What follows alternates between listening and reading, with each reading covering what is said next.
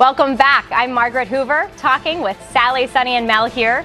And now we're going to talk about Michael Bloomberg, who infuriated some folks this week with comments about who should and should not go to college. The former mayor of New York said, quote, "Today, if you want your kid to go to college or become a plumber, you've got to think long and hard about it.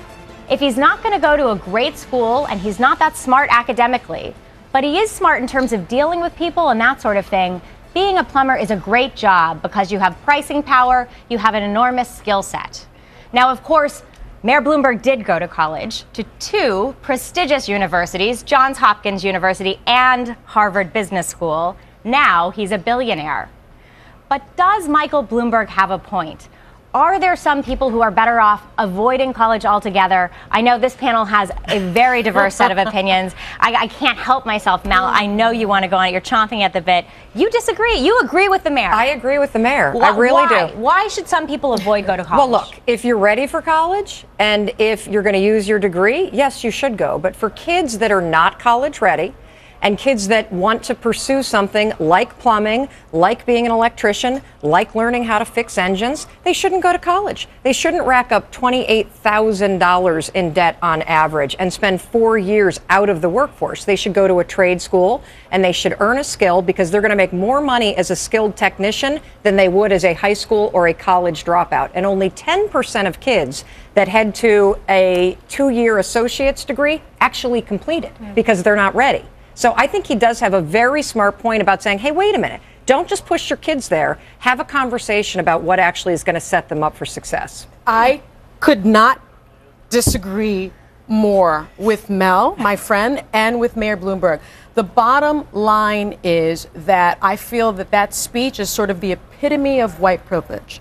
As a person of color in the United States, education is the great equalizer. Without a 4-year degree, there is no way that this sort of permanent underclass of people can succeed. And the suggestion somehow that because folks may not be ready, they shouldn't go to college, the real issue then is make sure they are ready. Make sure that our public schools are teaching. Make sure that education is available for everyone. Make sure the funding is available. But to suggest that it's always going to be better if you can't get into a great school like Harvard or perhaps, are a good people person, you should be a plumber, I think is just ludicrous. It's about white privilege. I also think it's offensive that you think being a plumber isn't worthy or being succcearple. I really do. Like, you can build a business, you can be your own boss, you can be an entrepreneur. I have cousins that are plumbers that fix engines for a living, and they're very successful businessmen. I'm not so sure she's casting judgment on that as much as she's saying she's offended by the suggestion. I am offended by the suggestion that you shouldn't go to college,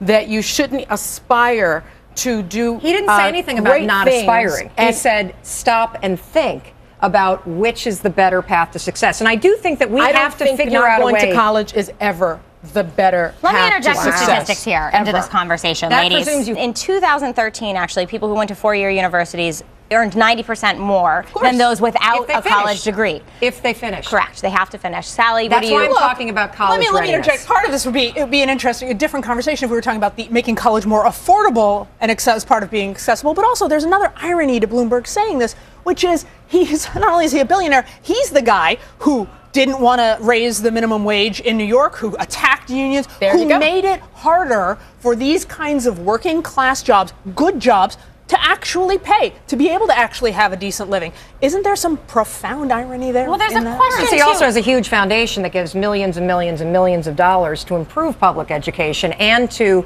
train superintendents and principals and teachers, but that's a whole other issue.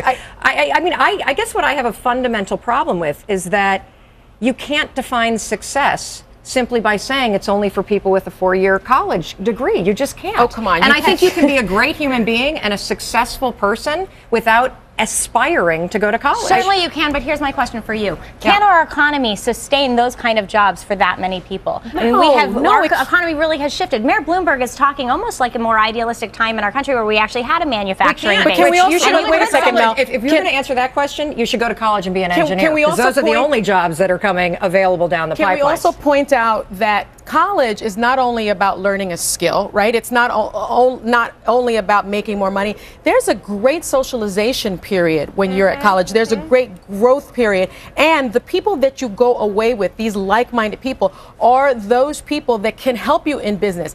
The reason that Bloomberg is a gazillionaire is through all of the connections he made at Johns Hopkins University and the connections he made at Harvard. That's a significant part of it. And to say that a group of people just shouldn't do that is just I think I'm with It's always Sonny on easy to this. kick Harvard while they're down. So, all right, diversity of opinions. The jury's out on that. You all can decide. And with the so many serious problems that we have in the world, this week online, there was one thing that no one could stop talking about.